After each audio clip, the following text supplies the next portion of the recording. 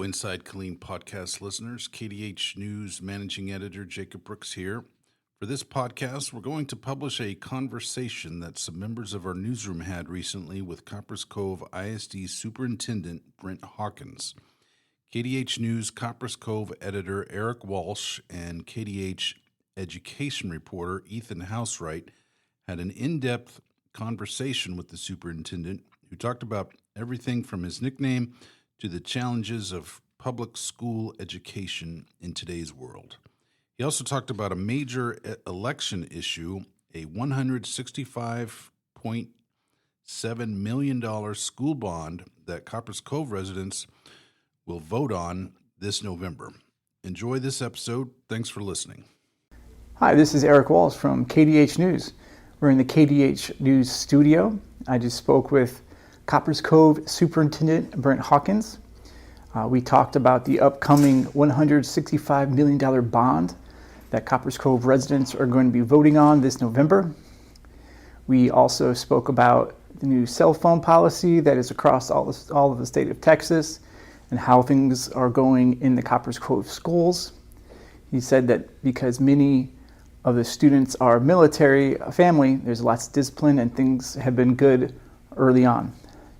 We also heard from the Clean Daily Herald education reporter, Ethan Housewright, and he asked Hawkins about the 10 Commandment bill that requires some posters to go up, and we got an update on how that's going as well. Hope you enjoy the video. Thank you. Well, Dr. Brent Hawkins, thanks so much for coming. I appreciate you coming here to Killeen. It's not very far away, but I really appreciate you coming to where we're at and taking the time for this today. Well, thank y'all for having me, and we're just, excited to, to be able to speak to you, you folks out there, and tell them about the things that's going on in Cove that we're excited about. So I guess one thing I was wanting to know about is you got a nickname. You go by Hawk. Yeah. All my life. Yeah? Yeah, all my life. Mr. Hawkins was my dad. I got my doctorate, and that was just to mainly to just a self, improvement journey that I was on. I know some people really go after those things to change their name, and that was never the intent of mine. But my first name's Brent. Yes. And the only time that anybody ever says that is either my mother or my wife, and it's probably not a good situation when that comes out. And so, matter of fact, if I'm in a room, somebody says Brent, 9 times out of 10, I won't ever turn around. Really? So from the time I was knee high to today, folks just call me Hawk. Yeah, so I can call you Hawk. Absolutely. Okay, I will. Well, Hawk, I'm going to ask you a few questions. I'm going to talk to you mostly about the bond, but I've got a couple other things I want to go with, and our education reporter has got some questions too. So first, I want to ask about how the cell phone policy is going along. I know there's going to be resistance to it. Kids are going to want their phones. So how has that been coming along so far since House Bill 1481's been implemented? It would probably surprise you because it really did me.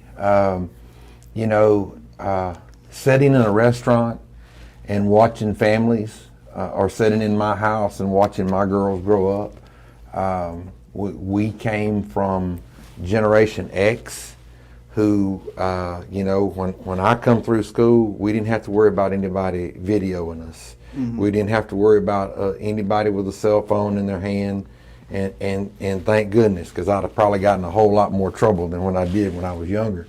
But today, I don't think there's anybody that can argue that we have the most talented generation in the history of the world that is the most unengaged in the history of the world. The percentage of students, young folks with depression, is at an all-time high. They're more anxious than any time ever before. And so I think as a society that we're really going to have to do some things to put some guardrails in place for everybody's safety and mental health. I wish that would have been the Board of Trustees all across the state of Texas, and parents. However, the legislature got involved in it. And my concern through that whole deal was, you've got this social media fire that's burning out there with a group of parents that was having meltdowns about the law when it come into place. And so there was predictions of just complete civil disobedience. And so, we tried to communicate. And I think the other thing is this: we're real blessed in Cove that we got some great kids. Sure. They come from great homes. Half of them are military connected, and so you expect discipline in military households. You expect that military culture there, and but we prepared for the worst. We communicated to our folks. We went through the process of attorneys vetting it, school board, and then rolled out into policy and regulations that operate on the campuses. And so with all that said, there's signage when you go in CCHS, there's signage on the junior high campuses just to remind our kids, because it's a habit. Sure. And after we went Thursday, Friday of last week, and we're sitting here today, and I asked yesterday evening, and I think that there has been 10 instances across the district. And so when you think of 2,300 high schoolers and about 1,700 junior high students, and 95% of them have phones, I think that's it's a good start. Well, it's a telltale, because I wondered, were kids more addicted to cell phones or vapes? And I know the first morning to school, a cell phone wasn't the first thing taken up. We had a student that made a bad choice that brought a vape to school, and so vapes started leading the choice of shame there.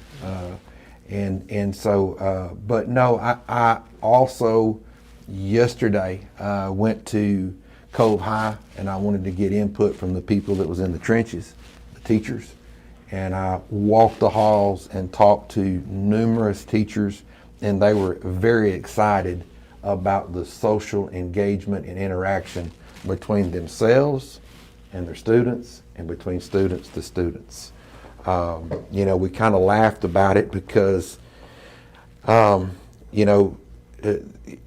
we expect there to be cards brought back to the lunchroom. Back in my day, kids sat in the lunchroom after they got through eating, they played cards. And we also expect there to be some discipline referrals at some point about kids passing notes, because back in the 70s and 80s, we passed notes. In the 90s, that's what I did. In the 90s, I didn't have a cell phone yet.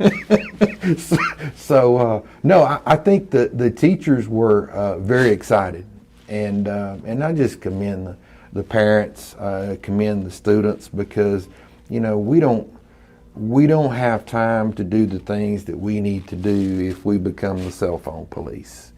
And like the law or dislike the law, it is the law, and we need to teach the next generation of Texans that we need to comply with law, whatever it is, and that there is a democratic process in our republic that you can go through to change the law. But just being obstinate is not the right way to do things, and that's what we want to teach kids today: is the right way to handle things, whether you agree with them or disagree with them. Mm-hmm. Sure.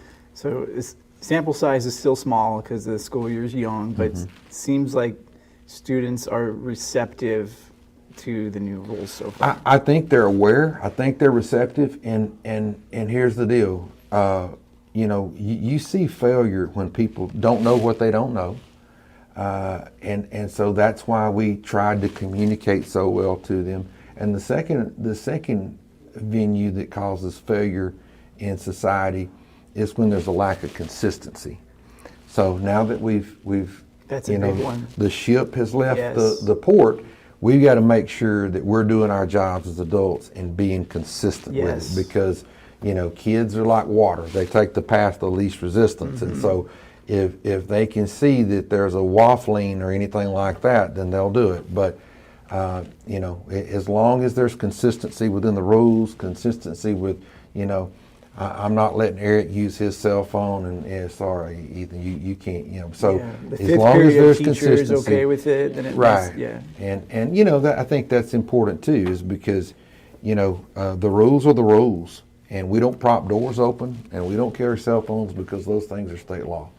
And so, teachers have to know that and understand that and abide by it, because you set kids up for failure when the fifth period teacher allows something that the first period teacher doesn't. Right. I agree. Okay. We'll move on from that. Ethan, you were wondering about some things about some other rules the state legislator has started. What were you wondering about? Sure. So I'm sure another source of controversy among parents probably is the Ten Commandments mandate and the state legislature. What's the update on that? Where are y'all at with that? Well, I think you saw it in the news that there's been an injunction placed against it. Once again, I've told the staff that we intend to comply with whatever the law is. And so when the law figures out what the law is, we'll comply with it. But no, there's donors that are, because, it's not that you have to put the Ten Commandments up. You have to if it's donated. Sure. And there are donors that are donating those posters.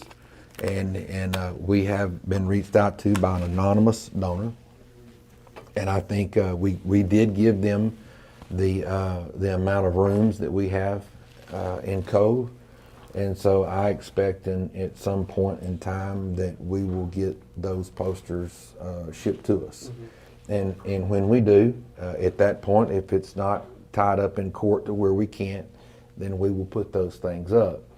And I just say that from this, I'm an old sinner. I'm saved by the grace of Jesus Christ. I believe in God's holy word. I believe in the commandments. And so I say all that to say this, though. My God, you don't have to force on anyone. And, we serve, and I plumb back to when I taught Hurst Euless Bedford. I had 37 kids in a class. I had kids from Pakistan, Tongans, all folks from all walks of society, very diverse group of kiddos, and we all got along. But at the same time, my religion, I fail every day. But through the grace of God, I'm saved, and I want to live a godly life. And so I struggle to try. The thing that I want to do is I want you to be able to look at me and say, hey, that guy's a Christian there. And then, I've never saved anyone. I have started conversations, and the Holy Ghost has saved people in my time. I've been blessed to be a part of that. But I don't know exactly what we're trying to get with putting the Ten Commandments up there. I've never seen anybody argue with any of them. The Ten Commandments are pretty profound. And so I haven't seen anybody just say, I don't like that one. But at the same time, the problem that I've got is I'm a Christian, I'm a Texan too, and I kind of believe in a little bit of freedom. And I don't think that you have to force Christianity on anybody. And like I say, if we're doing the things that we need to do, then people will look into us and say, hey man, I want what that guy has. And and there's this misnomer out there. I was asked 2 weeks ago, they said, how many people do you think in your school that is an employee of yours is a Christian? And I said, well, first of all, I've been here since January, and there's 1,300 employees. Right. So I'm not really sure. I'm still getting to know a lot of people. I know people, but getting to know them is a whole different thing. And so I said in my former district, I would say probably somewhere tick under 70%. We had a very high going population. I mean, I would see my co-workers on the pews on Sunday, and then so here, I think it is high. But I did read nationally where 37% of teachers across the nation were evangelicals, and so I thought that was something, because so many times you start reading and you hear that the teachers are are leading kids astray, and that they're heathens or idolaters or whatever, but the statistics don't support that. And so that's where I come down, both personally and professionally, on that. Like I say, we're gonna give into Caesar what is Caesar's, and then we all have our personal opinion on it, but we'll comply with the law whenever the law decides what the law is. Yep. Sounds very reasonable to me. I guess I think I'm of a like mind when it comes to that kind of thing. So let's move on to the bond. This is the big thing happening here in Cove coming up. Mm-hmm. About a year and a half ago, there was a failed bond proposal, and to get some new facilities. It was a narrow vote. It was struck down by just 60 votes. It was really close. This time, there's a new one. So could you tell me, how did this proposal get made? What was the process to make this proposal? I understand there's a committee that made it. You guys didn't just decide it. A committee came up. Could you tell me about the committee and how this came about? Yeah. First of all, I give a disclaimer. I can't, ethically, the superintendent's the one person in the district that doesn't have a life 24/7. You're ethically bound, once a bond is called, to not be able to say vote for it or against it. And so I can't advocate for it, but I can tell you the facts of it, and I can tell you the process and how it was brought about. With me, the whole process was brought about from my genesis of it in applying for the job in Cove. And so as I was applying for the job in Cove, I have 3 daughters, and I sicked them on reading anything that they could read about the community in social media, any aspect of it that they could find, and tell me what kind of community it is, because they are a little faster than me as far as going through social media.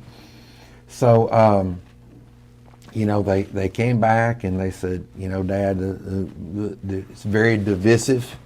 There was a bond issue that failed. It's kind of like a civil war erupted in the community. And so, as I applied for the job and kept looking, there were people that were very passionate about the bond. And from my standpoint, you had people that were hyper vigilant in their ideas and their beliefs of what it ought to be. It just really appeared to me as a community that really they had no consensus. That and that last bond, as I read through everything, it appeared that the question of, is this good for kids, wasn't the engine driving the train. It was, well, this is my idea, and this is my idea, and this is my idea, and this is my idea. And so you had a whole community with diverse ideas and thoughts and perspectives, and they were all just embroiled about it.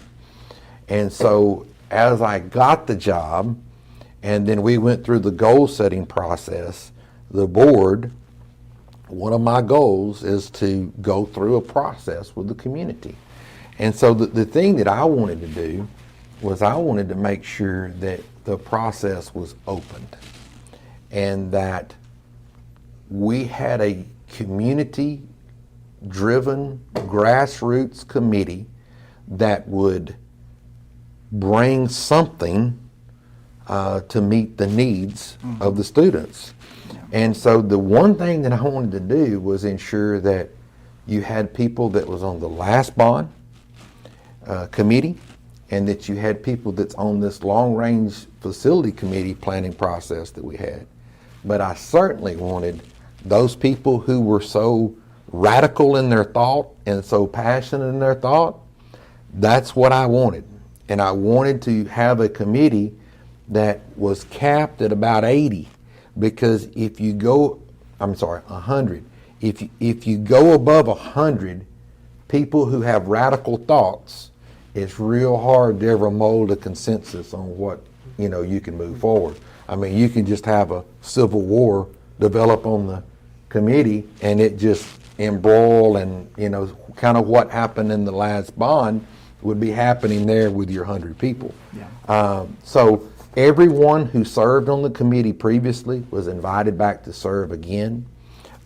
We did allow for nominations.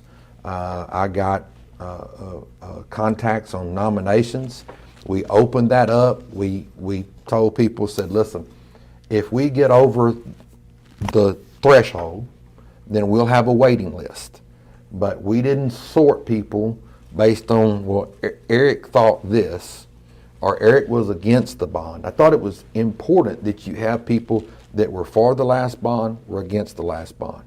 And understand that those weren't the two groups, that there were people who were for the last bond that were not really happy with the plan. And there were people who were against the bond, and there were about 10 different perspectives on that, of why they were against the bond.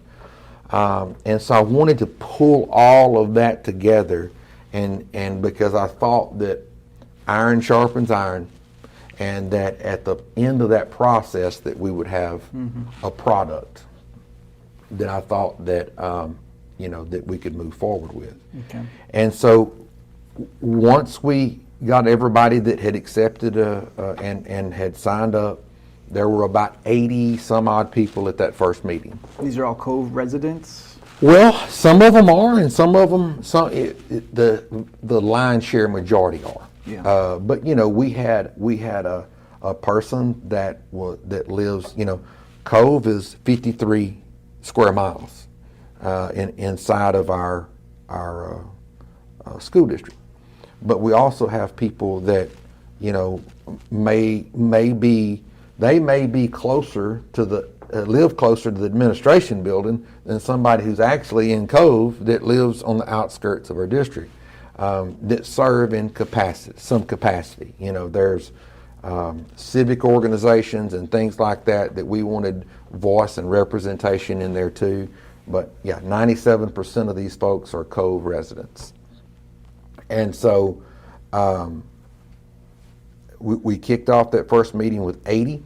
And as we go through the process looked something along the lines of several hours of mini seminar info sessions, because once again, when people don't know what they don't know, they make bad decisions.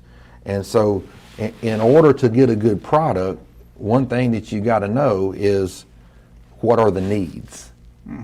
And so we had the Texas Association of School Boards that Dr. Burns had contracted, that had been in the district for about the last 3 years, developing a needs process of, what do your roofs look like, what is the life cycles of your buildings, and everything in between.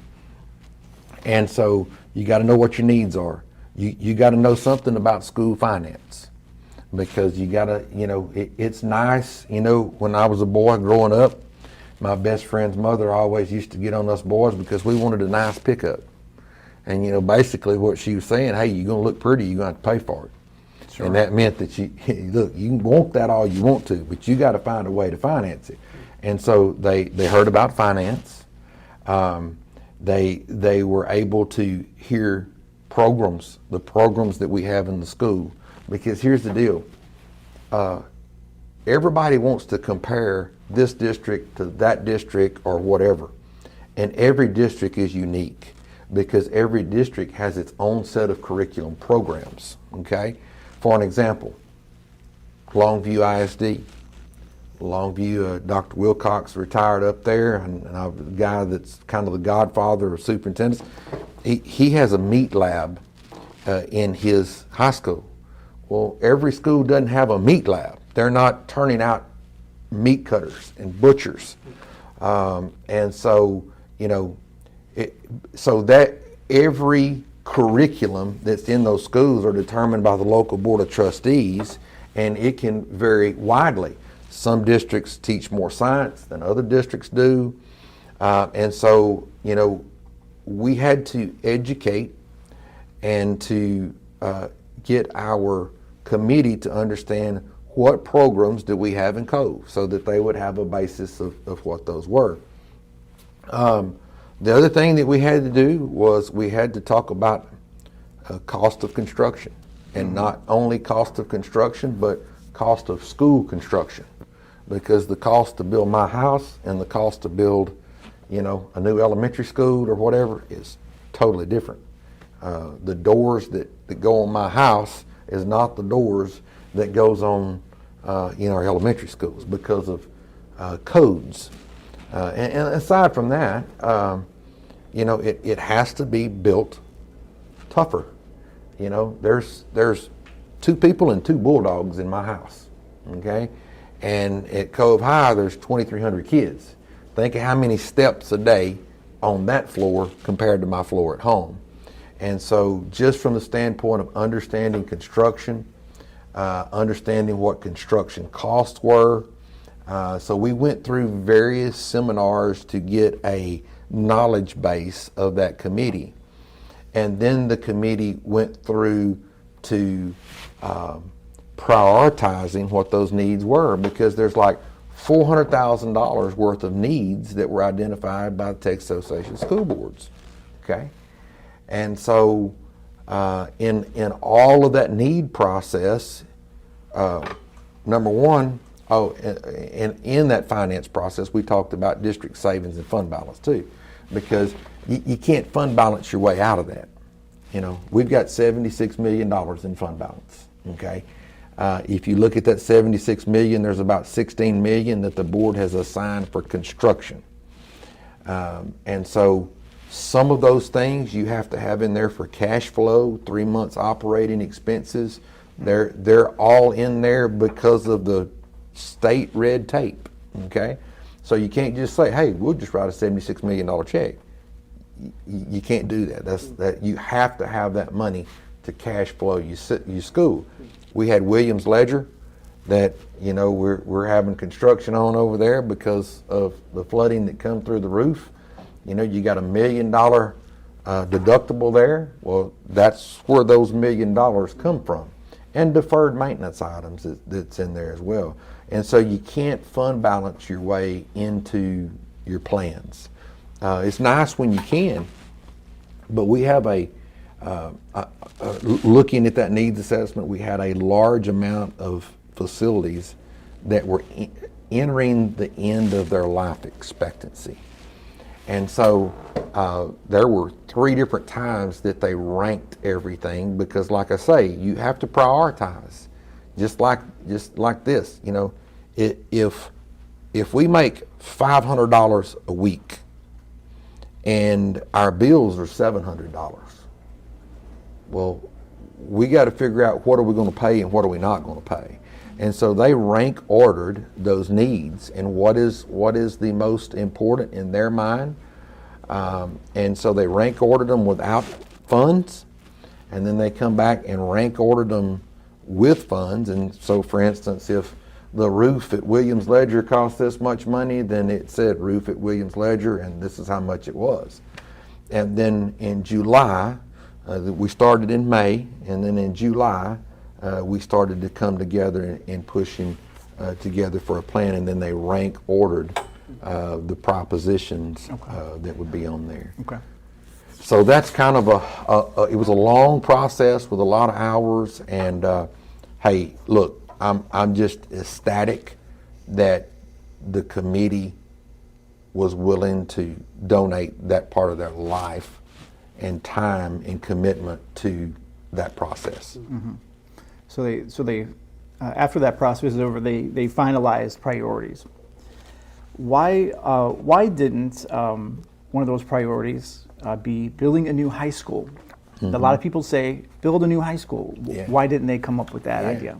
You know, first of all, let me say that if there's anybody that wanted to build a new high school, it was me. And let me tell you why. And 19 years ago, I became superintendent. And I've built all kind of stuff in that time. And the thing that I know is this: when you can build a new school, you're doing it on a site. Okay? When you're working on a school that kids are in, the logistics of it's a nightmare because safety becomes an issue and the coordination of it, and it takes a whole lot more planning and prep and that. The easiest thing for the district and the administration to do is to build a new school. And so when I read all these things and I came in as superintendent, you know, my thought was, hey, let's figure out where we are on this. So I called 2 construction companies and I said, hey, I need to know some cost estimates to build a school that you could put 2,400 kids in and line up with what we have programmatically. And I also called 3 architect firms. I'm sorry, I'm backwards.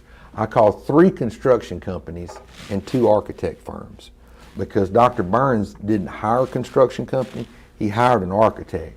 So we had that information. So it was 3 and 3, considering the people who were in the last run of it.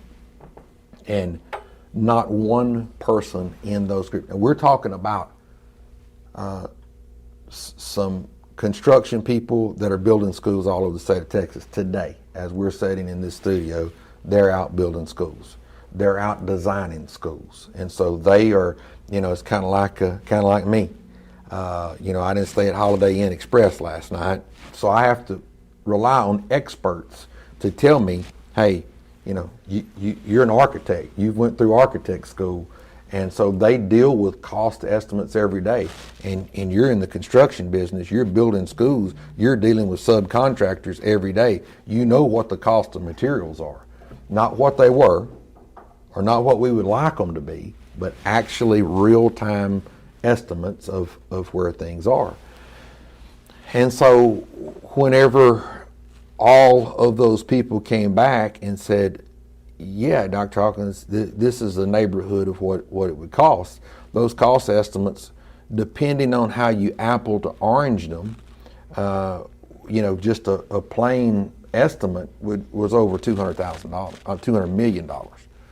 And, you know, we got over 500,000 square foot in what we feel like we need at Cove High. And you multiply that times the square footage of new construction, and you go over you can do the math, you go over like $210 million, okay? And so that's just the square footage. That doesn't count for site plan, that doesn't count, or buying land, that doesn't count for dirt work, that doesn't count for roads, utilities, and you know, parking lots is expensive. Plumbing and parking lots, the 2 P's, are some of the most expensive things that you endeavor into. And so you've got all of these ancillary things too. You know, okay, so you built a new high school, but did you build a baseball field? Did you build a softball field? Did you build an auditorium? You know, all the ancillary things that make schools go, that kids need and rely on, wound up well over $200 million. And so when you look at our financial advisors, that's black and white. Our bonding capacity is our bonding capacity, and that's $175 million. And we can't change that. That's the only people who can change that is the folks in Austin. And so it would be like this. Hawk, finna go buy him a house. I go down to the bank, I get pre-qualified for a $175,000 home. But I found a house that cost $225,000. Okay, I might can throw in, you know, $15,000 of money that's in my savings. But at the end of the day, I don't have that money to be able to buy a $225,000 home. So I've either got to get a home that's smaller, that will fit my needs, or, you know, I've got to go find another home that's on the market that I can buy from. And so that's it. Bonding capacity drives what we can and what we can't do.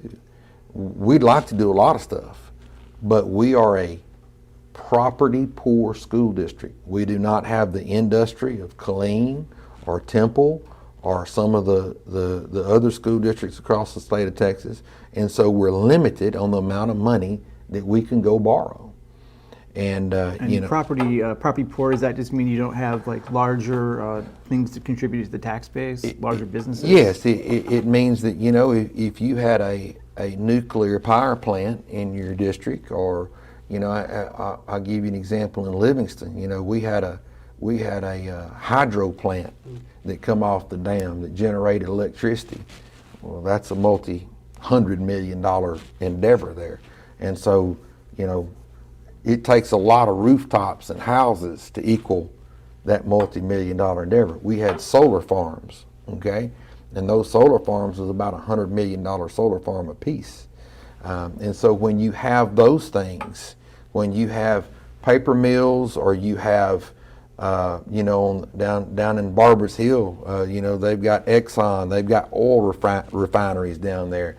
They have a tremendous high tax base that they can tax from. So when you have, you know, a huge tax base, then it generates a bigger capacity, because you only got so many cents that you can tax. Right. And so when that's you know, exhausted, then that's all you got. And in Cove, so the more you can tax from with 50 cents, the more that you can borrow, because it generates more revenue on the INS side. yeah, and Cove has a lot of people that move and live there, working at the military base. And It does. Number one, we don't have a commercial base. We don't have an industrial base of any significance. You know, when you look at our top 10 taxpayers, you see people like Walmart and HEB, and they're great partners for us. Don't get me wrong, but you know, those folks are grocery stores and retail stores, and they don't generate that revenue.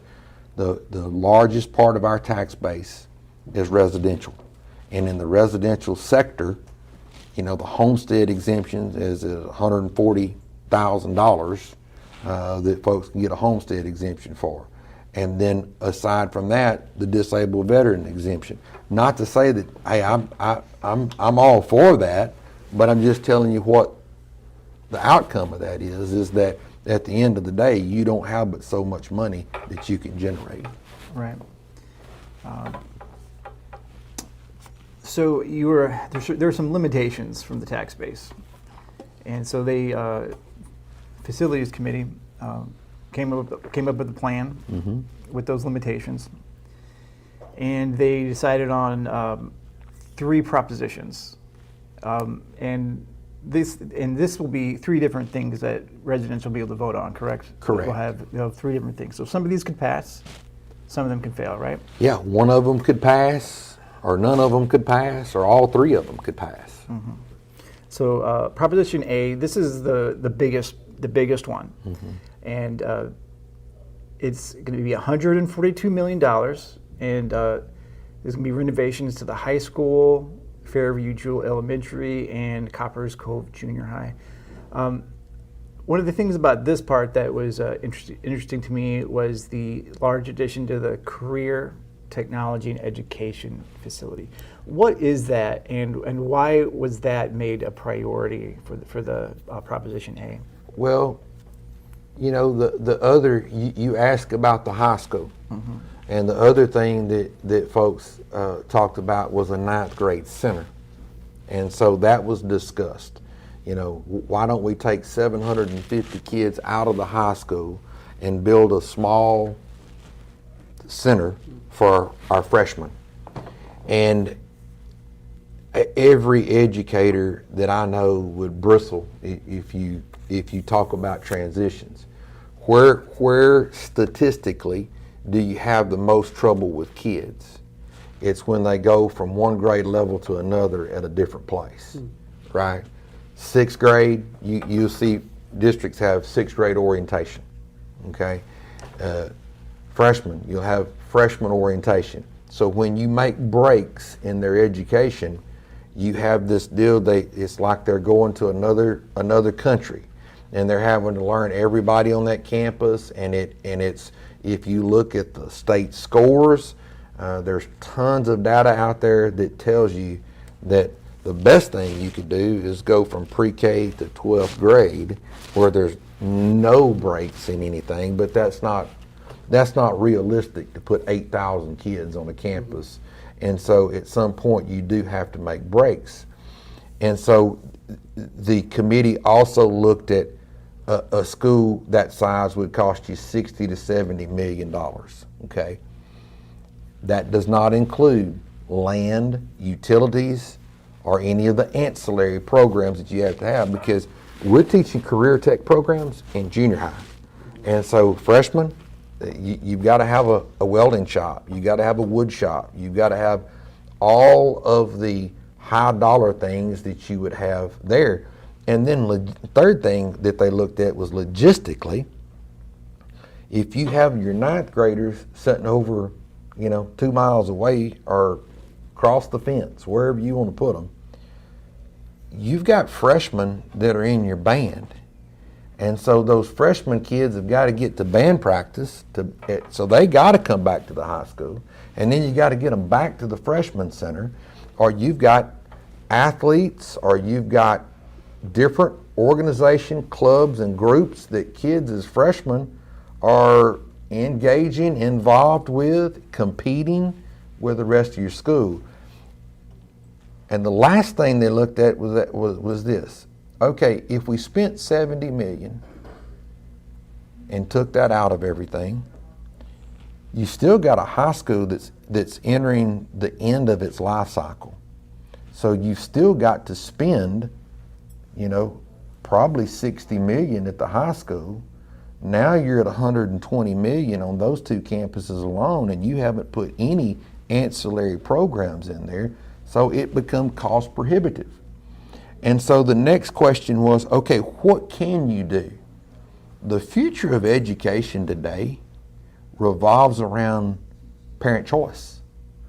And if we're going to be, if those kids that come to us and choose to come to Cove, because parents today are mobile. They can live in Cove, and regardless of the military or not, they can be in North Dallas tomorrow. Parents can move. They have the capacity and ability today into society to choose where they live. Not like when I grew up. We all grew up on the family farm, and we wasn't going to sell the farm. The farm was what fed us. The farm was where we lived. And so we didn't move around. Our family was tied to that farm, and today parents can pick up and they can move anywhere. So we're in the time of parent choice. We have wonderful programs at Cove High, like with our dual credit programs. But what we know is this: 60% of the kids at Cove High want to do skills, crafts, and trades. They want to be a plumber. They want to be an HVAC technician. They want to be an LVN. They want to do things. They want to be a welder. They want to be a cosmetologist. They want to work that Fanix robotic arm and go to work for Tesla. So if 60% of your customers are coming to you wanting something, if you don't provide them with that 60% of your customers will no longer be your customers. They'll go find it somewhere else. And so you start looking at what is out there that you can see that other people have done that are visionaries. And one thing that comes to mind is Forney ISD has the OC, or Opportunity Center. And they passed a $1.2 billion bond to build that thing. Now, Forney has 2 high schools. And on those 2 high schools, they started getting at capacity. And so they were able to build this opportunity center that brings career tech kids in there from both of those campuses. And the bottom layer of it is like a mall. It's a storefront. So the community can come in and they can get their tires changed. They can go down to the bootleg generic Starbucks and get coffee. They can buy their wife some flowers on the way out. They can get their hair cut. And so those kids in Forney have a storefront to where they're engaging their community. They're learning entrepreneurial skills. They're learning real life skills to be able to go out and enter the workforce. And then back behind those what I call labs is classrooms. And so they're getting real world experience. They're in labs and classrooms learning those skills, crafts, and trades. And then up on the second floor up there, they have their academic classrooms. And so the 74,636 square foot is a kind of a campus within a campus, and it is planned to give our kids the skills, crafts, and trades that they need to go out into society and have a leg up on folks from other schools. And so that's kind of the foundation that the high school plan is built around, because, as I said, if we move kids off this campus, we still have kids that have to go to Cove High that will need a lab that will enable them to get the skills that they need to go out and perform.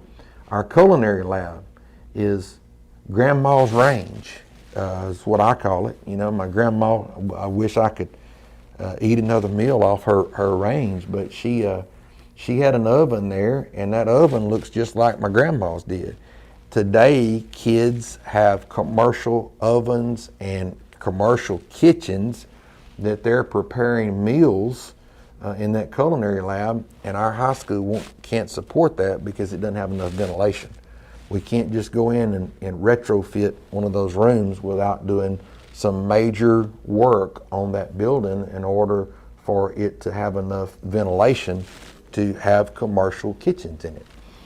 And so, that would be a, Bulldog Cafe to where people can come and eat and enjoy their time there. And so that's kind of that whole footprint of what that is. The rest of those three propositions, Eric, that you mentioned there is, the remainder of the high school particularly is what I call Chip and Joanna in it. And that's that you create, just like Chip and Joanna at Magnolia, they go in and they get a property that's on the end of its life cycle. They have demolition day, and then when they walk out of there, it's a new house. And so the rest of that renovation aspect is kind of what that's dedicated to. Fairview is a little bit different, and I keep hearing people say, "Well, that's the same plan. That's the same plan as in the last bond." And so I can go through several things that tell you that no, it's not the same plan. But Fairview, Miss Jewell, there was only like one wing and then about 20 yards of another hallway on that campus in the previous bond that was going to be addressed. And by doing that, there would still be parts of Fairview Miss Jewell that didn't get touched. And so in the current plan, Fairview Miss Jewell will be touched from one end to the other. And then there's new construction right in the middle where kids, they have to leave Fairview at Miss Jewell and going back and forth between those two, there's not a connection. So a kid that will walk from you west side all the way to the east side has to go outside the school at some point, which is, it starts to become questions with parents and safety. I've had a lot of that. But in this plan, there is a cafeteria that's built in the middle with all of the specials, so it's more centralized. And then, like I say, that whole campus becomes addressed. The Cove aspect, Cove Junior High, there was restrooms that was the only thing that was going to be at that campus. For last one. In the last bond. In the current bond, all 4 wings are being addressed, as well as the cafeteria is being enlarged, and it is also restrooms on it as well. So it's it's just like Fairview, just like Copperas Cove High. All 3 of those campuses are being gone through. Mm-hmm. Okay, so that's the lion's share of where the bond is going to be about. It's $142 million for Prop A. So moving on to Proposition B, this one is going to be $12.2 million, and it's going to focus on the band hall and locker rooms. Can you tell me what's going on with that one? Yeah, so at one time, Cove High was 4A, and now we're 6A, and during that time, we really didn't build anything extracurricular. And I know in reading those former posts and everything, there's an aversion to doing anything for extracurricular athletics, but those programs are vital to the lives of kids. Literally, CTE programs, extracurricular programs save kids' lives. They come to school because they want to participate in those programs. And so, if you don't include them in a bond, or do you get them out of fund balance? Because you can't get them out of your M&O budget. There's not enough money there to do that. There's barely enough money coming from the state to cover the cost. Can you tell me what M&O is?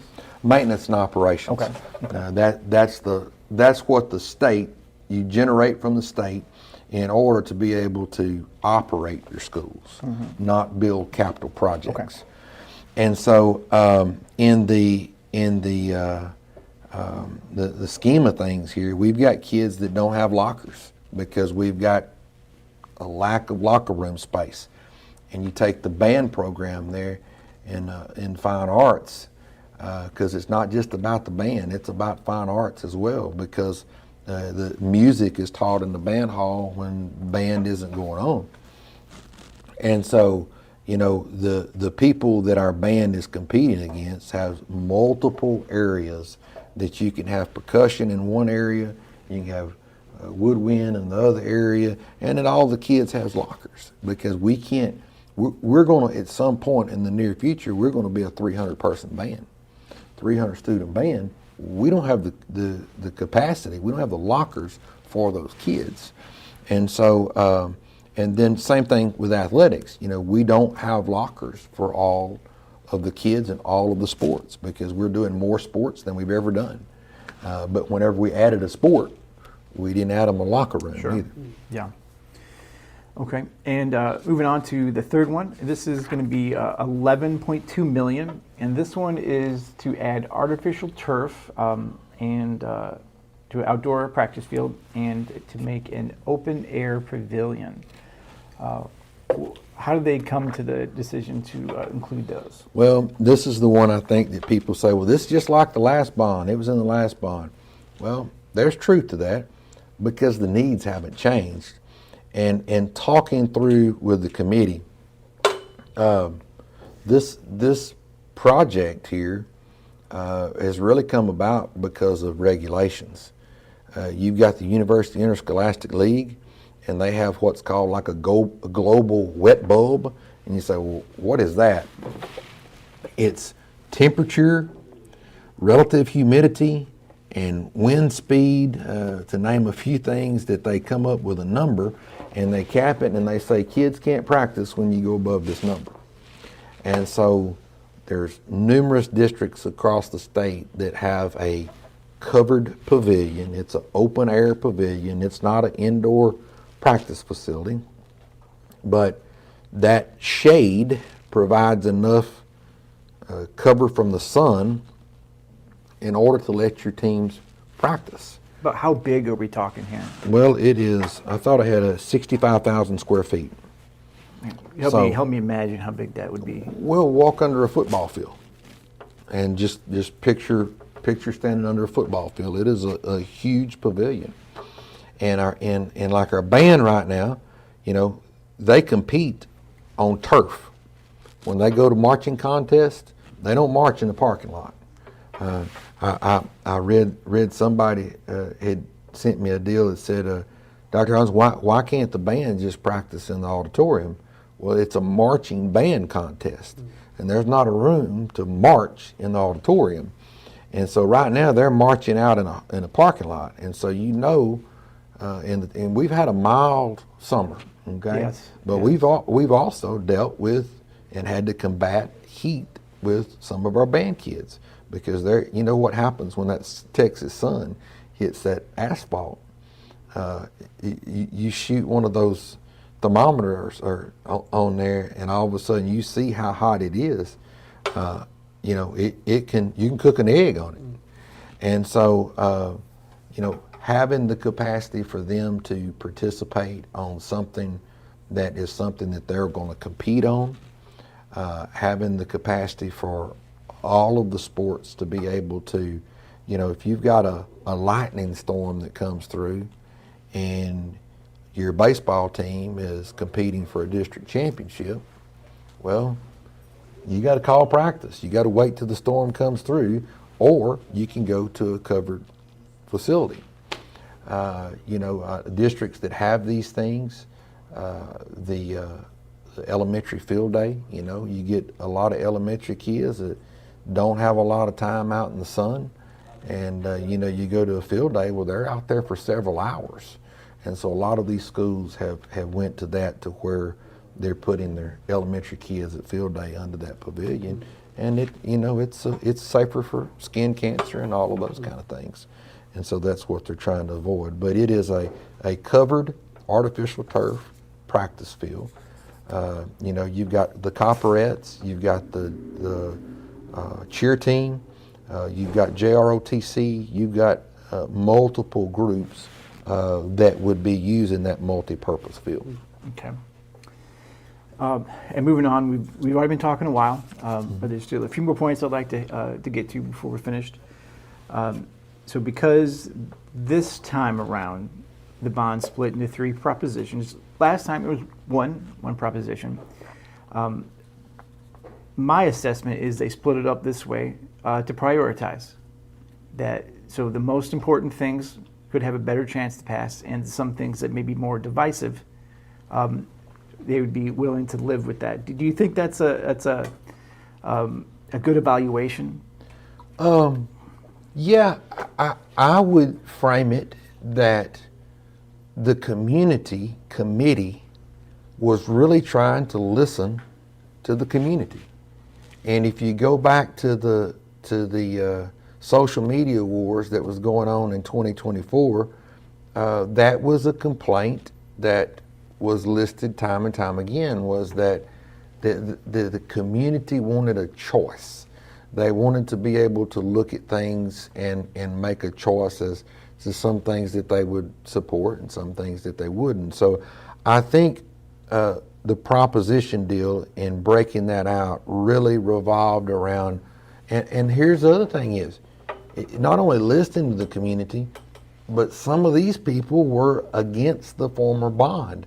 And so they were probably some of the people that was posting those very things out there, who's now got their input into the community committee and changed the format of the way things are rolling out as far as what you can vote for and what you can vote against. Mm-hmm. Yeah. And I guess wrapping up the bond thing, anything else you want to talk about as far as bonds before we move on from that?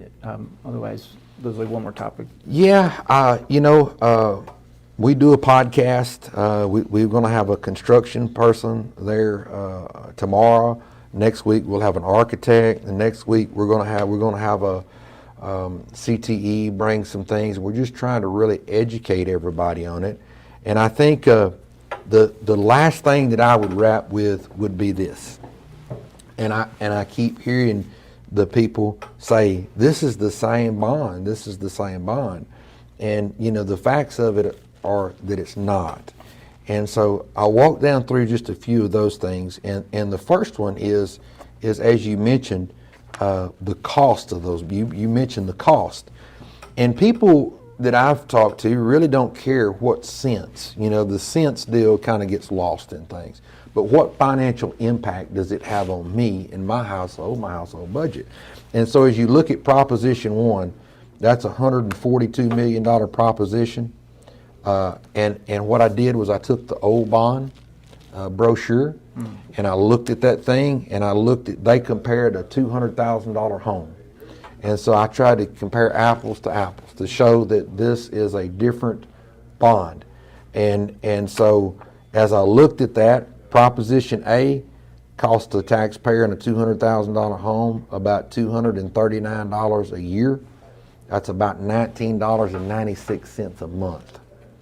Proposition B cost a monthly guesstimate of about $1.72 on that $200,000 home. And Proposition C cost about $1.57. And so I looked at those and then I compared them to what the cost was in the previous bond, and it was $27.81.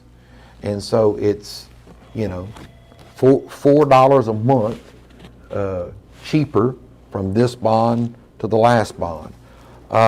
Other things that are different in it is if you take the high school alone and you look at that, you have to understand that we lost from 24 to 25 about $25 million in bonding capacity. In 24, we had about $200 million in bonding capacity. Today, we have about $175 million, okay? But we also lost buying capacity because inflation over that length of time, from the time that this $175 million bond went out in 2024, we've lost about $28 million in buying capacity. So how do you accomplish all these things without we're doing more stuff for less money? And so part of it is you go back to that cafeteria in the high school. Well, in the previous bond proposal, the cafeteria moved from one side of the campus to the other side of the campus. Softball field moved from one side of the campus to the other side of the campus. Tennis courts moved from one side of the campus to the other side of the campus. And so the architects looked and tried to figure out a way to make a proposal that was cost effective as possible. And I think that really accentuates the difference in these two proposals is you got moving from one side of the campus to the other. You've got a CTE 75,000 square foot deal. There was no storefront vision from the previous bond, the previous committee. That was not a part of that. If you look at Fairview Miss Jewel, you see that was only just maybe a third of that campus. That was $13 million of the campus.